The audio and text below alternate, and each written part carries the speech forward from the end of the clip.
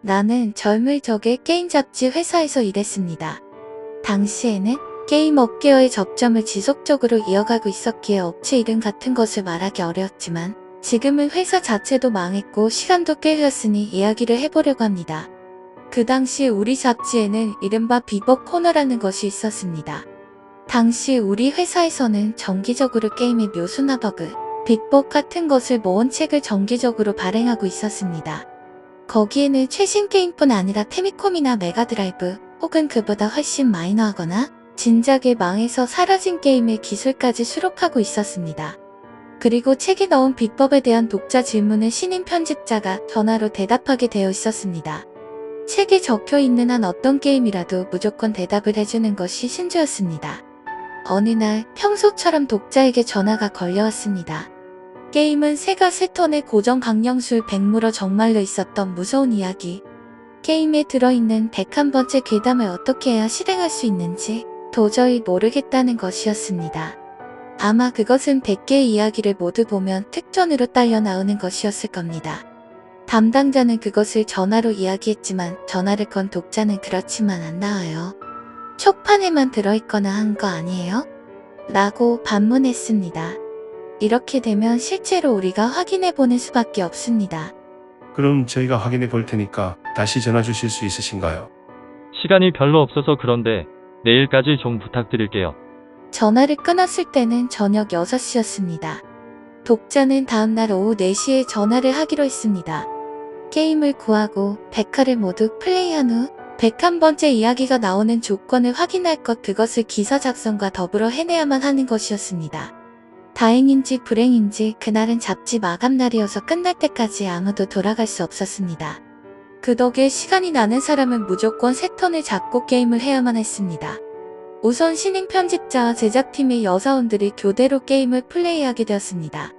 이야기에 따라서는 게임을 감수한 이나가 준지씨가 직접 나와 이야기를 읽어주기도 하기 때문에 플레이를 하는 사람은 방해가 되지 않도록 이어폰을 끼고 있습니다.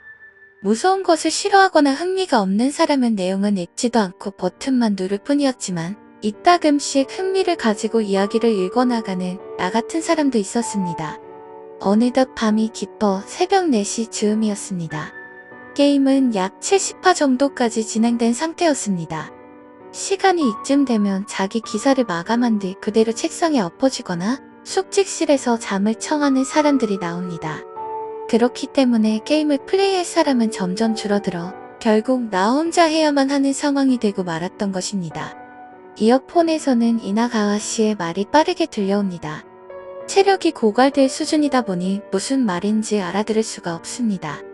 나는 꽤 지쳐 있었는지 무의식 중에 눈을 감아버렸던 것 같습니다. 그런데 갑자기 목소리가 멈췄습니다. 어라, 끝났나? 싶어서 나는 눈을 떴습니다. 이야기가 끝난 것이라면 하나씩 불이 꺼지는 100개의 양초가 있는 타이틀 화면이 보일 터였습니다. 그러나 화면에는 다른 것이 나와 있었습니다. 얼굴의 아래쪽 반쪽이 이리저리 비뚤어진 노파의 얼굴이 클로즈업 되어 있었습니다. 원래는 어떤 이야기에서 깜짝 놀래킬 용도로 넣어둔 사진이었을까요? 크게 입을 벌린 노파가 나를 응시하고 있었습니다. 디스크의 읽기 에러인지도 모릅니다. 화면의 아래쪽은 경련하는 것처럼 부들부들 떨리고 거기에 맞춰 노파의 입도 흐물흐물 비뚤어집니다. 이어폰에서는 이나가와 씨의 목소리가 울려 퍼집니다. 물끄러미 보고 있습니다. 물끄러미 보고 있습니다. 물끄러미 보고 있습니다. 물끄러미 보고 있습니다. 그 부분만이 반복 재생됩니다. 묘하게 느린 목소리가 더 무서웠습니다. 게임이 오류를 내는 일은 종종 있지만 이런 에러는 처음이었습니다. 이윽고 반복되던 이나가와 씨의 목소리에 지직거리는 잡음이 섞이기 시작했습니다. 게임기는 디스크를 읽어드리려 하는지 윙윙거리고 있었습니다. 세이브 안 한 진행분이 아깝다는 생각이 들었지만 나는 너무 무서워서 전원을 끄기 위해 손을 뻗었습니다. 그 순간 이나가와 씨의 목소리가 한순간에 사라지더니 게임의 효과음들이 엉망진창으로 재생되기 시작했습니다. 자동차의 클락션, 바람소리, 까마귀 울음소리, 흐느낌, 빗소리, 그리고 기분 나쁘게 웃는 소녀의 목소리. 노파의 사진 역시 계속 일그러져 얼굴 전체가 화면에 덮은 것처럼 길어져 있었습니다. 나는 도저히 버틸 수 없어서 게임기의 전원 스위치를 눌렀습니다. 게임이 꺼지는 순간 어느 남자의 목소리가 들렸습니다. 왜죠? 그런 데이터는 없었을 텐데. 나는 도망치듯 자리에서 일어나 책상에 쓰러져 있던 동료를 흔들어 깨우고 억지로 패드를 넘겼습니다. 그는 갑자기 잠에서 깬 뒤 게임을 하라는 소리의 영문을 모르는 것 같았지만 무서우니까 대신해달라는 내 부탁에 능글능글 웃으며 승낙했습니다. 그렇지만 몇 분도 지나지 않아 그는 기분 나쁜 듯한 얼굴로 돌아왔습니다. 데이터가 날아간 것 같아. 전원을 켠 TV에는 아무것도 보이지 않았습니다. 그러나 희미하게 아까 그 노파의 윤곽이 남아있었습니다. 본체의 뚜껑을 연 채로 전원을 넣어 세이브 데이터를 확인했지만 데이터는 완전히 망가져 있었습니다. 정상이라면 게임 제목란에 가타카나로 백무라라고 써있을 텐데 거기에는 기기기기기기기라고 써있을 뿐이었습니다.